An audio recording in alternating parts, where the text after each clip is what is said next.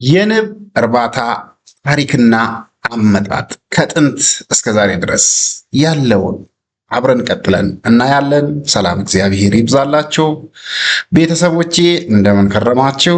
ከዚህ ቀጥሎ እንግዲህ ቀደም ሲል ብዙ ርቀት የሄድኩባቸውን በእንግሊዘኛው የሰራኋቸውን ቪዲዮዎች ከንብ እርባታ ጀምሮ ምርቱ ተቀነባብሮ ተጠቃሚ ጋር እስኪደርስ ድረስ ያሉትን ብዙ ቪዲዮዎችን ሰርቼ ነበረ። ነገር ግን በእንግሊዘኛ ከሚሆን በአገራችን ቋንቋ፣ ምክንያቱም በዚህ ዘርፍ የተሰማሩትን በተለይ እታች ያሉትን የአናቢዎች እንዲሁም ደግሞ ስሞል ስኬል አቀነባባሪዎችን እነዛን መሰረት ማድረግ ስላለበት ወደዚህኛው ቋንቋ መልሼ ከመጀመሪያው ለመጀመር ስላሰብኩኝ ከታሪካዊ አመጣጡ ከዛ ጀምሬ የሚቀጥል ነው የሚሆነው።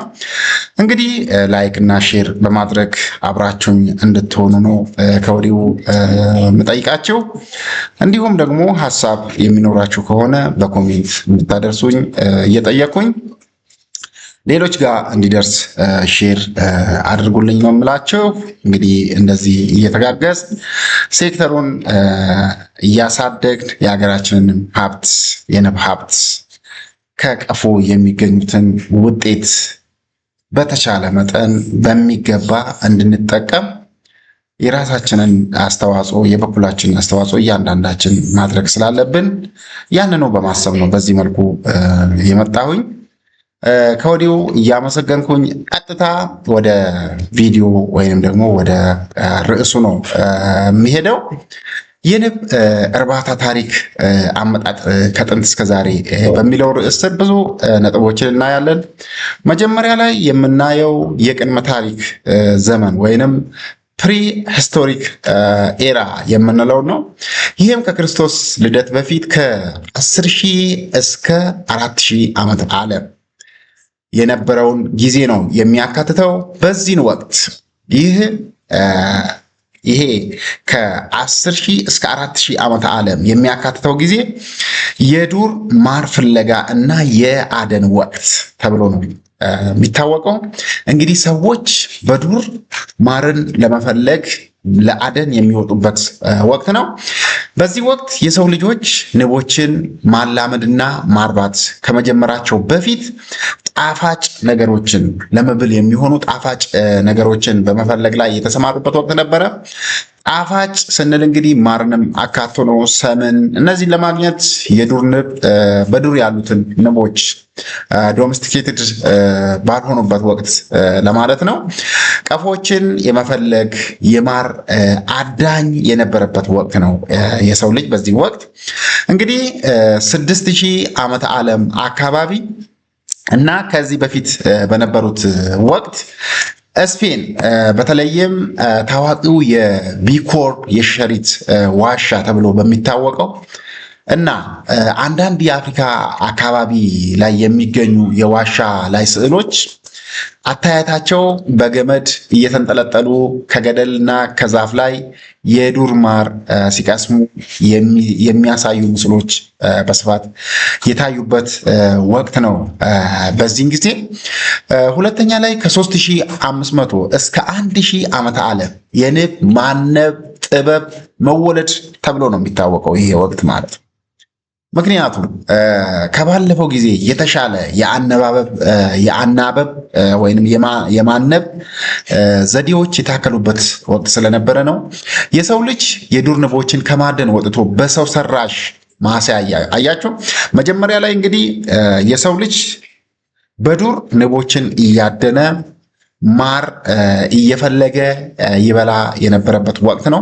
ከዛ እንግዲህ በዚህ ወቅት ማለትም ከ3,500 እስከ 1,000 ዓመት ዓለም የንብ ማነብ ጥበብ መወለድ ማለት ንብን ለማነብ ጥበብን መጠቀም የጀመረበት ወቅት ነው የሰው ልጅ በዚህን ወቅት።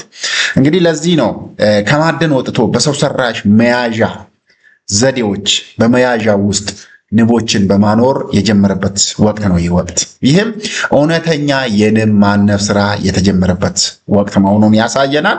እንዲሁም ከ3500 እስከ 3000 ዓመተ ዓለም ድረስ ይህ ወቅት የንብ ማነብ ስራ በሜዲትራኒያን እና በቅርብ ምስራቅ ኒር ኢስት ብለን የምንጠራው አካባቢዎች መታየት የጀመረበት ወቅት ነው። አያሌው 1978 ላይ ባሳተመው ጽሁፍ ላይ ንብ ማነብ ከ3500 እስከ 3000 ዓመተ ዓለም እንደተጀመረ ጠቅሷል።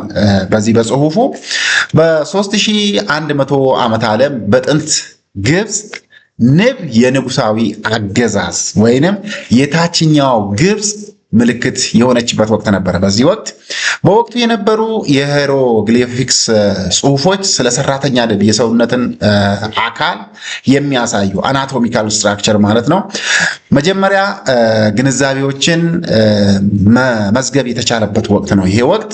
እንዲሁም 1450 ዓመተ ዓለም ላይ ግብፃውያን ከተጋገረ ጭቃና ሸክላ የተሰሩ ሲሊንድሪካል ቀፎችን መጠቀም የጀመሩበት ስልታዊ የንብ እርባታ የዘረጉበት ወቅት ነው። ወቅታዊ አበባን ወይንም ደግሞ የአበባን ብናኝ ለመከተል ንቦችን በአባይ ወንዝ ላይ በጀልባ ያንቀሳቅሷቸው ነበረ። ይህም የመጀመሪያው ተንቀሳቃሽ የንብ ማነብ ዘዴ ተብሎ ይጠቀሳል። እንዲሁም ከ2000 እስከ 1000 ዓመተ ዓለም እነ ክሬን እንግዲህ እነዚህ ጸሐፊዎች ናቸው። 1999 ማብራሪያ እንደጻፈው በዛፎች ላይ የሚገኙ የንብ መንጋዎችን በመጠቀም የመጀመሪያው የንብ ማነብ ልምምድ ተጀምሯል። እንግዲህ በመስቀል ማለት ነው። በአውሮፓና እስያ በሚገኙ የደን አካባቢዎች የዛፍ ግድግዳ ቀፎችን ወደ ማኖር ወይንም ደግሞ ወደ መኖሪያ ቤት ማምጣት የተለማመደበት ነው የሰው ልጅ በዚህን ወቅት። ሌላው ሶስተኛ ላይ የምናየው የጥንታዊ ስልጣኔ ዘመን ይሄም ከ1400 እስከ 300 ዓመተ ዓለም የነበረ የመጀመሪያዎቹ ፍልስፍናዎችና ምልከታዎችን እናያለን። እስቲ በዚህ ውስጥ እነዚህ ነበሩ የተነሱት እንደ ጸሐፊዎችና እንደ ተመራማሪዎች። የጽሁፍና የፍልስፍና ጥበብ እያደገ ሲሄድ እንግዲህ የሰው ልጅ የንቦችን ባህሪ መመዝገብ የጀመረበት ወቅት ነው። ነገር ግን በወቅቱ የነበረው ባዮሎጂካሊ ግንዛቤ በመሳሪያዎች እጥረት የተገደበ ነበረ። እንግዲህ የንቦች ባዮሎጂካል አተያየት ባዮሎጂካሊ ንብ ምን ትመስላለች የሚለው በመሳሪያዎች እጥረት ለመመራመር በሚደረጉ መሳሪያዎች እጥረት ምክንያት ብዙም ቀጥተኛ የሆኑ ወይንም ዛሬ ላይ ያሉትን እውነታ ያላካትቱ ነበረ። ከ1400 ዓመተ ዓለም ጀምሮ የመጽሐፍ ቅዱስ ማስረጃዎች እንደሚያሳዩት እንግዲህ ማር ከፍተኛ ዋጋ ያለው የንግድ ሸቀጥ የምግብ አይነትና የቅንጦት ዕቃ ሆኖ ያገለገለበት ወቅት እንደነበረ ጥናቶች ያመላክታሉ። ሌላው ከ384 እስከ 322 ዓመተ ዓለም አርስቶትል ሂስቶሪያ አኒማሊያ በሚለው መጽሐፉ ይህ መጽሐፍ እንግዲህ ከ1 እስከ 8 የተጻፈ መጽሐፍ ነው ማለት የመጽሐፉ ተራ ቁጥር ማለት ነው። እሱም ስለ ንቦች ባህሪ ትክክለኛ የሆነ መረጃዎችን በጥንቃቄ መዝግቧል። በዚህ ወቅት ከነዚህ መካከል በአንድ ጉዞ ላይ አንድ አይነት አበባን ብቻ ይመገባሉ ወይንም ያው አበባ አይመገቡም። በእርግጥ ንቦች ይጠቀሙታል፣ ይጎበኛሉ ብሎ የጻፈበት ነው። ይሄም ፍሎራ ኮንስታንሲ ብሎ የጻፈው ነው።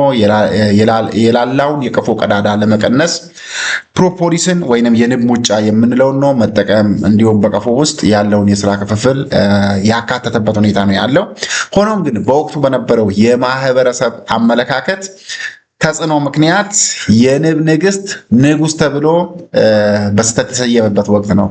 ንጉስ ብሎ ሰይሙታል አርስቶትል በዚህን ወቅት። ምክንያቱም በዛን ወቅት የነበረው ማህበረሰብ የነበረው አረዳድ የተሳሳተ ስለነበረ ማለት ነው።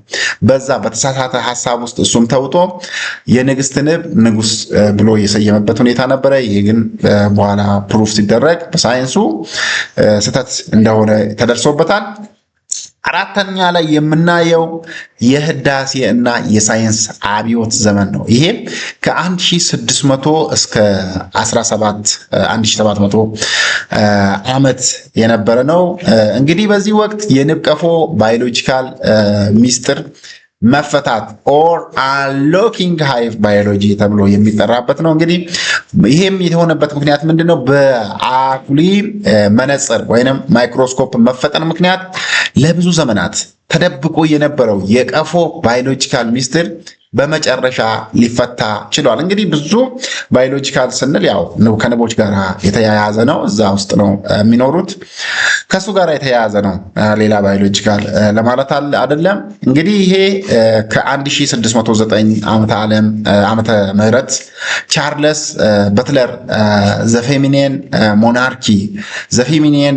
ሞናርኪ የተሰኘውን መጽሐፍ አሳትሞ ነበረ። በዚህም የቀፎ መሪ ወንድ ንጉሥ ሳይሆን ሴት ንግስት ዛሬ ላይ በሳይንሱ ዓለም ከንብ ጋር በተያያዘ ቢኩዊን ወይንም ኪዊኑ እያል የምንጠራውን የንግስት ንብ አካልን በመበለት የእንቁላል ማቀፊያ ኦቫሪስ እንዳላትና እሷም የመላውን ቀፎ ባዮሎጂካል እናት ባዮሎጂካል ማዘር መሆኑን አረጋግጠዋል። የተረጋገጠበት ወቅት ነው ይሄ። ሌላው ከ1792 ዓመተ ምህረት ላይ ፍራንሷ ሁበር የተባለ ስዊዘርላንዳዊ የተፈጥሮ ተመራማሪ ንግስቶች ከቀፎ ውጪ በአየር ላይ ከወንድ ንቦች ጋር እንደሚገናኙ ግንኙነት እንደሚያደርጉ የደረሰበት ሁኔታ ነው ያለው። እንዲሁም ንቦች ውሳኔዎችን በጋራ ለማሳለፍ የሚያስችላቸውን የቪዲዮ ወይም የዳንስ ተግባቦት በዝርዝር አብራርቷል ይህ ጸሐፊው፣ ይህ ተመራማሪ። አምስተኛ ላይ የምናየው ያው የዘመናዊ ወይንም ደግሞ ከ1800 እስካሁን ያለውን የንብ ማነብ ኢንዱስትሪ ነው የምናየው። የ19ኛው ክፍለ ዘመን የንብ ማነብ ስራን ሙሉ በሙሉ በመቀየር ዛሬ ወደምናየው ከፍተኛ ብቃት ወዳለው ዓለም አቀፍ የግብርና ኢንዱስትሪ የተቀየረበት ሁኔታ ነው ይህ ዘመን። እንግዲህ 1851 ዓመተ ምህረት ላይ ሎሬንዞ ላንግስትሮዝ እንግዲህ ላንግስትሮዝ ቀፎ የሚባል እንዳለ ታውቃላችሁ። ሁለት አይነት ነው ሀገራችን ላይ የምንጠቀመው ዘመናዊ ቀፎ፣ ላንግስትሮዝ እና ዛንደር ቀፎ ይባላሉ። የንብ ቦታ ወይንም ቢ ስፔስ የተሰኘውን ሚስጥር አግኝቷል ይህ ፈላስፋ፣ ይህ ሳይንቲስት። ይህም ንቦች ለመንቀሳቀስ ክፍት አድርገው የሚተውት የ1/4 እስከ 3/8 ኢንች ትክክለኛ ክፍተት ነው ብሎ የደመደመበት ሁኔታ ነው ያለው። ይህ ግኝት እንግዲህ ተንቀሳቃሽ ፍሬም ያለውን ቀፎ ወይንም ሙቫብል ፍሬም ሃይቭ ለመስራት አስችሎታል። ለመጀመሪያ ጊዜ የንብ አናቢዎች ቀፎውን ሳይሰብሩ ወይንም ንቦቹን ሳይገድሉ ማር መሰብሰብ የቻሉበት እንመጣበታለን። እዚህ ነጥብ ላይ ለብቻ ቪዲዮ እንሰራለን። የአነባብ አይነቶች ወይንም ደግሞ ቢኪፒንግ ታይፕስ ብለን ለብቻው ርዕስ እንሰራለታለን። ሌላው እንግዲህ በ1800 ዓመተ ምህረት መገባደጃ ላይ ማርን በኃይል እያሽከረከሩ የሚያወጡ መሳሪያዎች ላይክ ሴንትሪፊውጃል ኤክስትራክተርስ፣ ዘመናዊ የጭስ ማሽኖች እና የሰም መሰረቶች ወይንም ፋውንዴሽን ሺት የምንለው መፈጠር በትልቁ ደረጃ ለንግድ የሚሆነውን የማር ምርት ማምረት አስችሏል። በዚህን ወቅት በአሁኑ ጊዜ እንግዲህ የንብ ማነብ ስራ ከማር ማምረት ባለፈ ለዓለም የምግብ ዋስትና ወሳኝ ምሰሶ ነው። እንዴት ነው የዓለም የምግብ ዋስትና የሚሆነው? ምክንያቱም ምንም ሌላ ታሪክ የለውም፣ ስለ ፖሊኔሽን ነው። እዚህ ጋር በተለይ ሰብል ሊራቡ ጥሩ ምርት ሊሰጡ የሚችሉ ፖሊኔሽን ሲኖር ነው፣ የፖሊኔሽን ሰርቪስ ሲኖር ነው። ይህንን ፖሊኔሽን ሰርቪስ ደግሞ በተለያዩ ፖሊኔሽን ሰርቪስ የሚሰጡ ኤጀንቶች አሉ፣ ንፋስ ምናምን፣ ሌሎች እንደ ምግብ ወይንም አዝርዕቱ አይነት። ነገር ግን በአብዛኛው ለሰው ልጆች የሚውሉት ክሮፕስ ወይንም ስንዴ እና ሌሎችን ያካተተው በከፍተኛ ሁኔታ ንቦች ኤፊሽንት ፖሊኔተሮች ናቸው፣ ወይንም የአበባ ዝናኝ የሚያሰራጩ ናቸው፣ ከአንዱ ወደ አንዱ የሚያስተላልፉ ናቸው።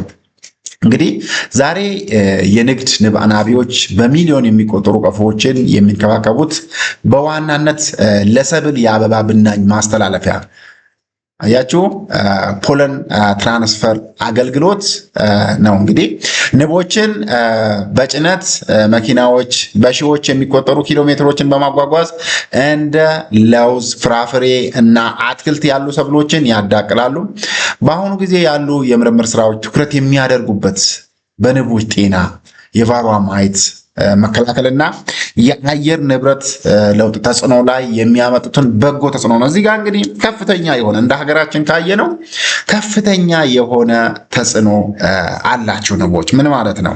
ለምሳሌ እንደ ሀገር ባለፉት ዓመታት የወተርሼድ ስራዎችን እየሰራን ነበረ። እንግዲህ በዚህ በወተርሼድ ስራዎች ውስጥ የማነብ ስራዎች ይካሄዳሉ። የፍራፍሬ ማምረት ስራዎች ይከናወናሉ። ለዚህ ደግሞ ከፍተኛ የሆነ አስተዋጽኦ ያደርጋሉ። ምክንያቱም የደን ሽፋንን በመጨመር በደንብ ደኖች እንዲራቡ በማድረግ ከፍተኛ የሆነ በተለይ እንደ አፕል እና ሌሎች ፍራፍሬዎች በከፍተኛ ሁኔታ ምርት እንዲሰጡ ከማድረግ አንጻር ከፍተኛ ተጽዕኖ አላቸው። በዚህ ኢኮኖሚያዊ ጠቀሜታቸው የትየለሌ ነው። ቤተሰብ እንግዲህ ይህንን በከፍተኛ ሁኔታ እየተጠናበት ያለበት ወቅት ነው ይሄ። አመሰግናለሁኝ። ይህንን ቪዲዮ እና ሌሎች መሰል ቪዲዮዎች እንዲደርሳችሁ ለሌሎች እንዲደርስ ላይክ፣ ሼር፣ ሰብስክራይብ ማድረግ አትርሱ።